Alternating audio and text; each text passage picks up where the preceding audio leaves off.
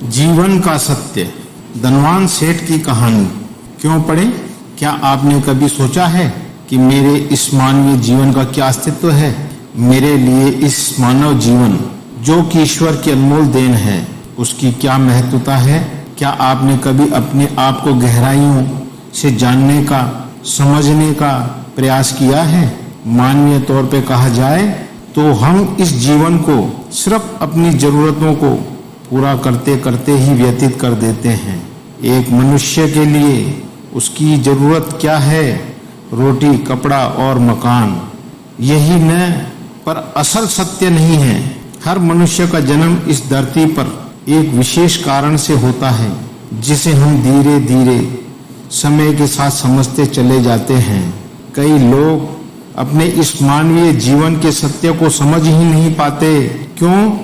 कि हमेशा नकारात्मक सोच ही रखते हैं। यही अंतर है नकारात्मक और सकारात्मक सोच में। जहां नकारात्मक सोच हमारे लिए समस्याएं पैदा करती है, वहीं सकारात्मक सोच हमारे लिए नए अवसर लाती है। आइए हम इस जीवन के सत्य को एक कहानी द्वारा समझने की कोशिश करते हैं। धनवान सेठ की कहानी। एक गांव में एक बहुत बड़ा धनवान व्यक्ति रहता था। लोग उसे सेठ धनीराम कहते थे। उस सेठ के पास प्रचुर मात्रा में धन संपत्ति थी, जिसके कारण उसके सगे संबंधी, रिश्तेदार, भाई बहन हमेशा उसे घेरे रहते थे। वे उन्हीं के राग अलापते रहते थे। सेठ भी उन सभी लोगों की काफी मदद करता था। तभी अचानक कुछ समय बाद सेठ को भयंकर रोग लग गया। इस भयंकर बीमारी का सेठ ने बहुत उपचार करवाया, लेकिन इलाज नहीं हो सका।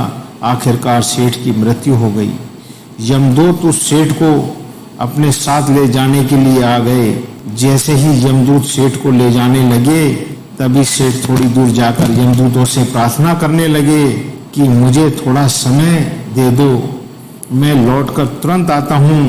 दूतों ने उसे अनुमति दे दी। सेठ लौटकर आया, चारों ओर नजरें घुमाई और वापस यमदूतों के पास आकर बोला, शीघ्र चलिए। यमदूत उसे इस प्रकार अपने साथ चलने के लिए तैयार देखकर चकित रह गए और सेठ से इसका कारण पूछा। सेठ ने निराशा भरे स्वरों में कहा, मैंने हेरा फेरी करके अपार धन एकत्रित किया था, लोगों को खूब खिलाया पिलाया और उनकी बहुत मदद भी की। सोचा कि वो मेरा साथ कभी नहीं छोड़ेंगे। अब जब मैं इस दुनिया को सदा के लिए छोड़कर जा रहा हूँ, तो वे सब बदल गए। मेरे लिए दुखी होने के बजाय ये अभी से मेरी संपत्ति को बांटने की योजना बनाने लगे हैं। किसी को मेरे लिए जरा सी भी अफसोस नहीं है। सेठ की बात सुनकर यमदूत बोले, इस संसार में प्राणी अकेला ही आता है और अकेला ही जाता है। इंसान जो भी अच्छा या बुरा कर्म करता है, उसे इसका परिणाम स्वयं भुगतना पड़ता है। प्राणी इस सत्य को समझता तो है, पर देर से। जीवन की सीख हम इस बात को अपने जीवन में भी देख रहे हैं। लोग जीवन के सत्य को भूलकर मानव द्वारा बनाए गए जाल, जैसे लालच, रुपए, पैसे, बुराई तले दब गए हैं। इस जाल को आप 12वीं की इंग्लिश की कहानी the red trap available on YouTube in Hindi से भी समझ सकते। आप जो भोजन ग्रहण करते हैं, वह पेट में 4 घंटे रहता है। जो वस्त्र पहनते हैं, वह 4 महीने रहता है। लेकिन जो ज्ञान आप हासिल करते हैं, वह आपके अंतिम सांस तक साथ रहता है और संस्कार बनकर अपनी अगली पीढ़ी तक पहुंचता है। ज्ञान का बीज कभी व्यर्थ नहीं जाता। जो है जितना है सफल करते चलो। सफल करने से ही सफलता मिलती है। हर व्यक्ति को सकारात्मक तरीके से देखो, सुनो और समझो।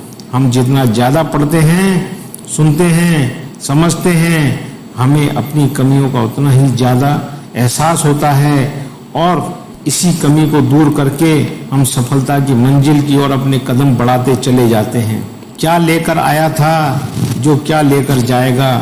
कर कुछ ऐसा जाओ कि लोग तुम्हें याद रख जाएंगे। आपको बस यह करना है, कोशिश करो कि गलत काम नहीं करना।